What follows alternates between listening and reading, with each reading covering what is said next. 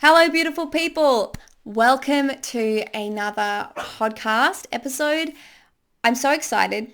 I'm almost lost for words and don't really know what to say. This week has been intense. Last Friday, it's Sunday now, okay, so 9 days ago, I sat down to use my Pomodoro method of using momentum rather than motivation to get stuff done. So I said to myself, okay, I'll do a little bit of work on my slides. Now, I broke my own rule for a long time here, just saying work on my slides and not being super clear with it. But combining it with the Pomodoro method, it was fine. And I actually spent 7 hours that day hyper-focused on finishing my slides. And then I took my kids to the beach to balance it all out. It worked, okay? We have done an epic week. My kids have been excellent because I finished the slides that day and then the next day I started filming. And so from last Saturday to today, which is Sunday, I've spent 11 hours filming plus time that I had to wait in between for the video to save. So I'm super excited. This program is very comprehensive. It's my Parenting ADHD program. It wasn't my goal for the year. This year I really wanted to focus on Energy Empresses, which is all about the 5 pillars of energy and living a really good life for people who are ADHD and a little bit sensitive. And those pillars are body, mind, emotions, environment, and spirituality. And they are the things that I've been studying and learning about for 16 years. And I thought it was all kind of disjointed. Like I was working on my exercise habits and my healthy eating and trying to get that under control. I was working on my emotions and finding what works for me in terms of staying emotionally balanced. I was working on my mind, my thoughts, what I need, nature, and that comes under environment as well. And learning about introversion and extroversion and how we interact with our environment. And then, of course, spirituality. So I've been studying all these different aspects. Turns out they are all super relevant to ADHD, and you guys have the same experience. Maybe you have the same experience as me of having the same goals every year and wondering why they're just not happening. So that's my Energy Empress program. And I've got bits of that started. There's content in there already. There's tappings in there already. But then I really wanted to get this Parenting ADHD program done because like I say, I've been studying this stuff for 16 years and I've been parenting ADHD kids as an ADHD parent for 10 years. And I keep being asked how I do it or like complimented or commended on the fact that I can single parent homeschool 2 ADHD kids as an ADHDer with like no breaks, and how am I not overwhelmed? Well, I guess it's because I do mindset work. I do that energy work. I have these 5 pillars that I make sure are functioning well because I have had struggles. I've had deep ups and downs. I've had long periods of burnout. I've had to find all these easy, simple ways of shifting my life, of having hacks and strategies that keep things operating so it doesn't just all fall apart or unravel bit by bit, as did happen for a while. Because if your health unravels and you get chronic fatigue, then your house starts to fall apart, and then that affects your mental and emotional state. And if you've got kids, that'll affect your parenting. It all ties in together. But those pillars are really important. So because I kept getting asked about this, I kept getting told that I do an amazing job. And when I would say how I do it, people would say that that's quite unique and they would commend me on that and say I do things differently. And I've given a lot of advice to other neurodiverse people, to people who are parenting, to people who are neurodiverse and parenting kids, or people who are neurotypical and neurodiverse and parenting neurodiverse kids. It can be easy and it takes implementing all these little strategies. And I kept saying in my program that, hang on, I need a sip of, I've been talking so much this week. In my program, it's a couple of years ago, we had lots of little stresses, but every time you remove a stress or work on it, life becomes better, and you go on this trajectory where you still are having these ups and downs, but you're still generally going on this up improvement level. So you have ups and downs, but the downs aren't quite so down, and things become a little bit more steady. So in this program, it's 10 hours of content, and it's packed in with all the mindset shifts, the strategies, the simple actions that I use to work with ADHD, to flow with the energy and go with my kids. I'm sorry if you hear them. They want to be near me because we've had this really big week. My daughter just said fart, so I apologize if you can hear that. And now I said fart. All right, give me a second. So we don't use medication at the moment. I've never used it, and we've managed to create a relatively steady life. Watch your feet there. You're wiggling the camera. Sorry for those on the podcast who are like, what's she talking about? Okay, it's a little bit of a crazy podcast episode today. What else? I don't know where I want to... Okay, let me think. So my approach to parenting ADHD is really to work with the ADHD. So for example, I notice what the energy is like. And I don't mean it in this really woo-woo intangible way if you're not into that kind of stuff.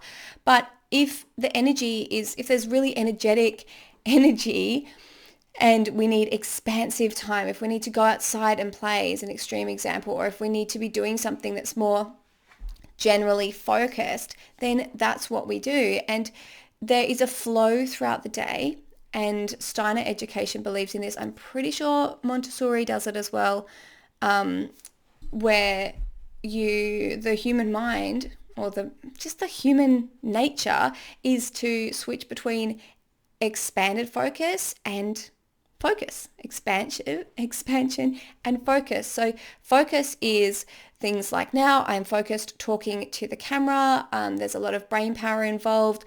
When you're ADHD, it takes executive functioning. So sitting down and doing schoolwork is focused, doing journaling is focused, anything looking down is focused. Doing things like cooking and art are a bit more expansive, but it kind of depends. They can be focused as well, so they're sort of in the middle. And then real expansion is like going for a walk, or dancing around, or anything where there's no focus, like strong focus needed from the brain. Sports can be kind of expansive, and doing things like rollerblading are kind of expansive, but if you're learning lots of tricks like I do when I'm rollerblading, that takes more focus. So I'm very lucky to have this luxury where we are homeschooling and we can follow this natural flow. But for people who have kids and have them in their classroom, it's really great that schools are starting to have body breaks or brain breaks so that the kids can get up and move around, because it's hard to sit and focus still for a long period of time. So that's a really big way that we manage the ADHD. A lot of it is strategies, building our emotional regulation, working with the ADHD, and using good communication skills as well. And there's so much more. Like I said, I've just recorded 11 hours of content on this in 5 different sections and many different videos. But I'm thinking about what sort of tips I can give you here, or sort of the stories that I can share. So I really believe that however you choose to manage ADHD, it's important to have strategies. And there's a saying in the ADHD community that pills don't teach skills.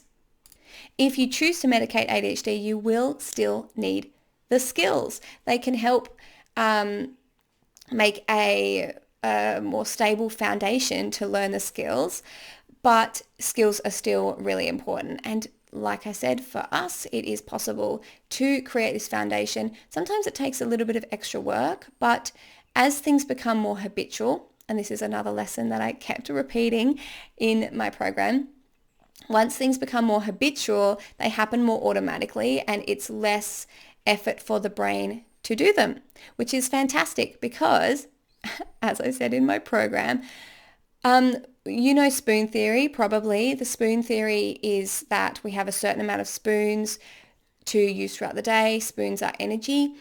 A neurotypical person, a healthy, abled person will have enough spoons for the day, but neurodiverse ADHDers, people with disabilities or mental health issues, or if people are unwell, they will have a certain amount of spoons that they have to ration throughout the day. So I talked about that, and I talked about willpower and mental effort and decision fatigue as well. So when you use habits, that doesn't come from the spoons. That doesn't create decision fatigue. That doesn't need willpower and mental effort because it just happens automatically. Like when you wake up in the morning, you get up out of bed. Maybe. Depends how you're feeling, but there are definitely habitual things that you do. Maybe when you get out of bed, you open the curtains without thinking. Maybe you walk straight to get a glass of water in the morning. These habits happen automatically without us having to think. On the very basic level, you are breathing without thinking about it because that's just a habit. It's something that your body does without your brain having to think about it. So every little hack and strategy and response we can start to make more habitual. So it's more automatic and doesn't take so much effort for the brain, which is excellent. And that is how I've got to this point where a few years ago, maybe we were struggling with a lot more different things, but bit by bit, we worked on them, we improved them, we found strategies and shifts. And now all those things are just implemented in our life. So they take care of themselves. One example is that for teeth brushing, we use a little tracker that goes on the toothbrush and pairs with an app and shows how well the teeth have been brushed. And before that, toothbrushing was a struggle because I had to do the teeth for my kids and make sure they had brushed all their teeth. They didn't love that. They didn't like the lack of autonomy and independence. They wanted to brush themselves, but we had this conflict where I wanted to make sure they're looking after their teeth. And our dentist told me that you should brush your kids' teeth until they're 9 because kids just don't cover all the spots. Then we found this device and we used this app, and now my daughter can brush her teeth independently. She can look at the app and see how well she's done. She loves to look at the statistics on it, on brushing motion and using the right motion, on how much coverage there's been, on how much engagement there was. You can see the lulls throughout the time, and it shows how much time they brushed for. It shows how well they did it. It sends it to my phone and my daughter's tablet as well. We've got the app logged in on both, and I can see that she's brushed her teeth. And if she says to me that she's brushed her teeth and I haven't got that notification on my phone, well then I don't believe she's brushed her teeth. And you have to make sure that the hub is on, so it sends it to the phone. But I tell her, look, you should have made sure the hub is on. And I think most of the time she's tricking me. So she knows. So that is great. That solved a problem. It reduced stress. It gave my daughter more independence and helps her build that skill up as well. There are hundreds of little things like that we've implemented into our life that just make it go smoothly and be less stressful and more enjoyable. There are techniques I've learnt to have better communication, to repair relationships when there's been an issue, to navigate sibling rivalry, to communicate well to ADHD children. I've also shared about the different aspects of things that are impacted by ADHD, like our working memory and our motivation and our attention. And I actually find it really interesting, just to change tact here a little bit, the term ADHD. A lot of people are now saying that it's misnamed, that it's not an attention deficit. They're saying that it's actually attention regulation. I am going to go one level deeper and say I don't believe that's all of it, especially as someone who is ADHD. Attention is like one part of it. There are so many other things that are going on for me and within ADHDers that aren't attention. And when you ignore them, you're not looking after the full well-being of the whole person.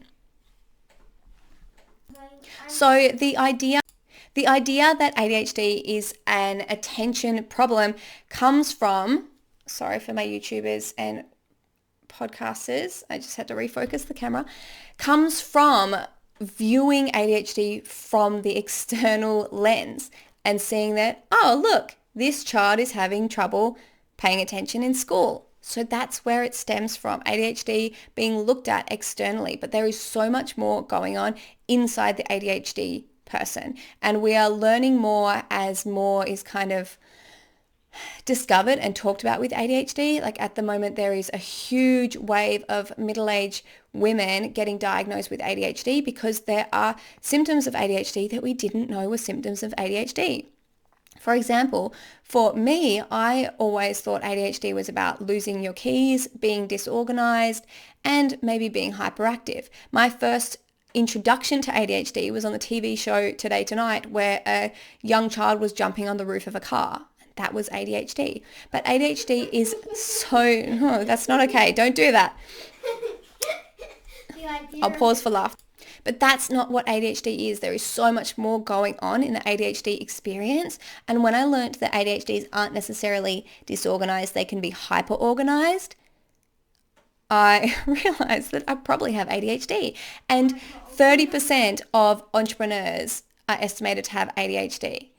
And I just started learning about all these little habits and traits and struggles that I had. Turns out other people were having them too, and it's a specific ADHD thing.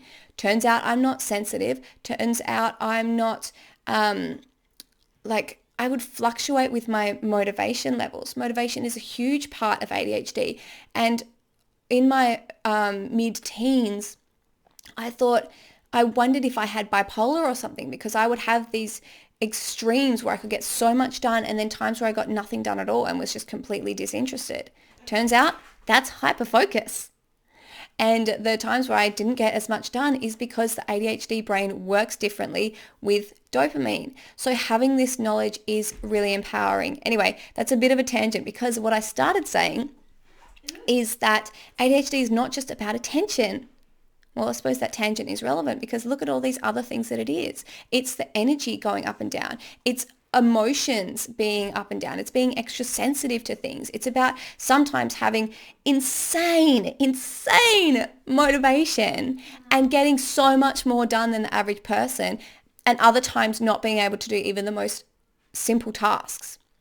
So the way I see ADHD is in terms of this that foundation I was talking about, the energetic foundation. There is stuff going on in the body related to ADHD. There's neurochemicals in the brain. Your energy, your physical energy levels go up and down.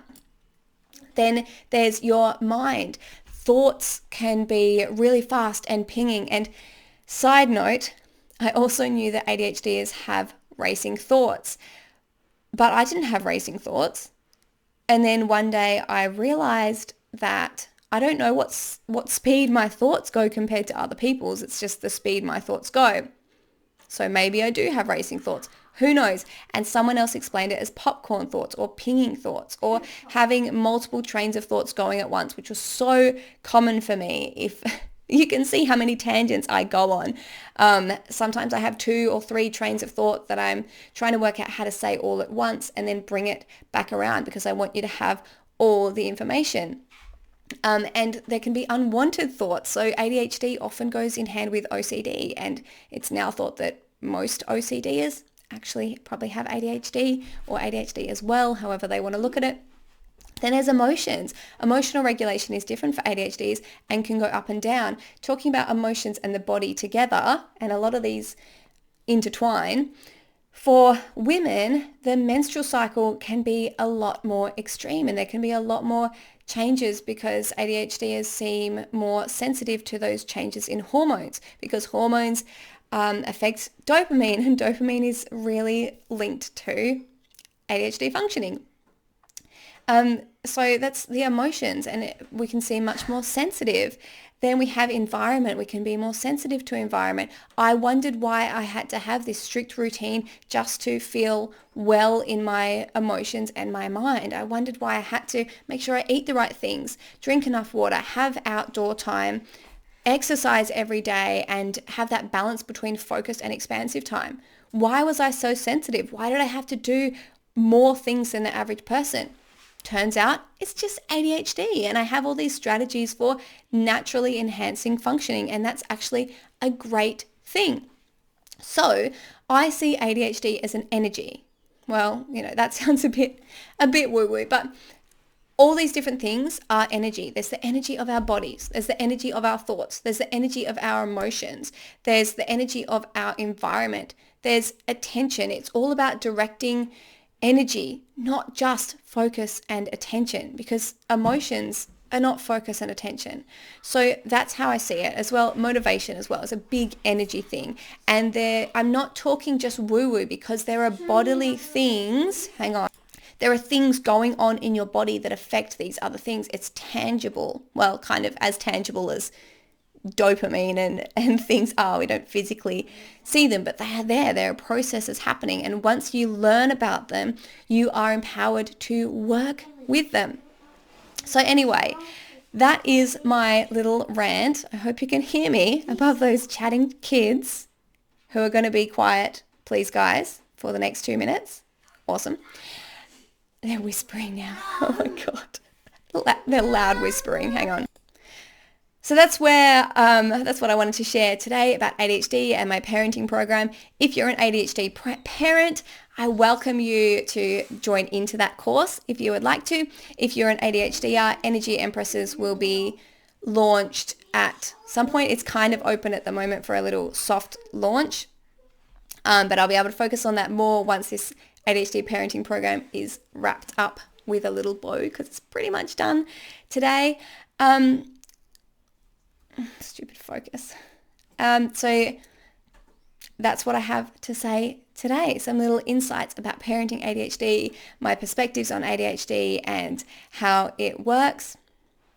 And I hope this podcast has given you a few little things to think about. And next week I will have a podcast that's a little bit more on a particular topic. I'm just done with talking and ready for a rest after 11 hours of content this week. So thank you guys for listening to the podcast, for watching the YouTube video. I'll put links in the comments if you're interested in any of those programs. Otherwise, I'll see you in the podcast next week. Have an excellent week. Good luck with your ADHD. I hope you stress less and enjoy life a little bit more every day.